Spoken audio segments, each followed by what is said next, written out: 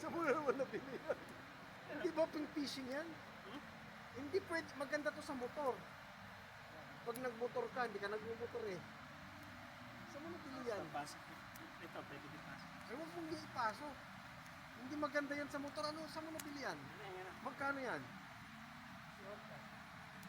Saan mo nabili? Galing.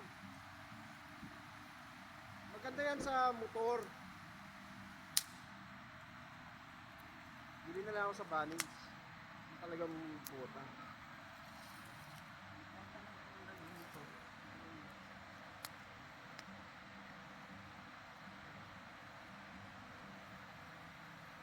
Gabi eh, hindi ka na humilik eh. Hindi ka rin pala humilik. Position. Kapag kaya nakahiya ako.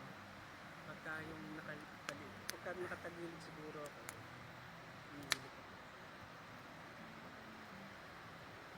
Ah, sa Pilipinas, hindi pwedeng gawing ganito. Kasi napakainit.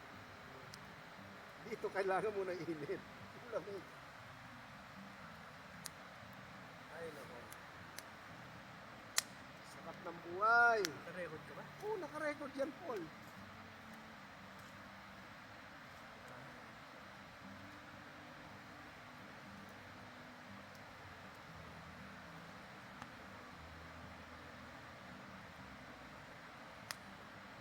Malay mo, pag ang YouTube in 50 years time, may YouTube pa rin. Diba? Papanood tayo ng mga apo natin. Ang pinagagawa natin dito sa bundok.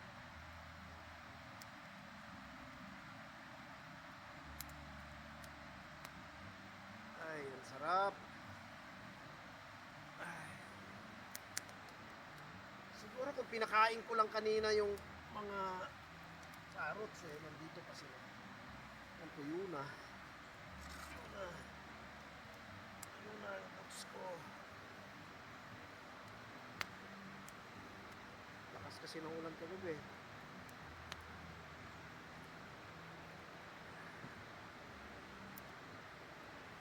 Ay. Yan, nagluto na kami ng pansit ni Paul eh. May pansit na. Ngayon, buto-buto. Pinapakuluan naman namin. That's for evening meal. Masarap na buto-buto, sabaw.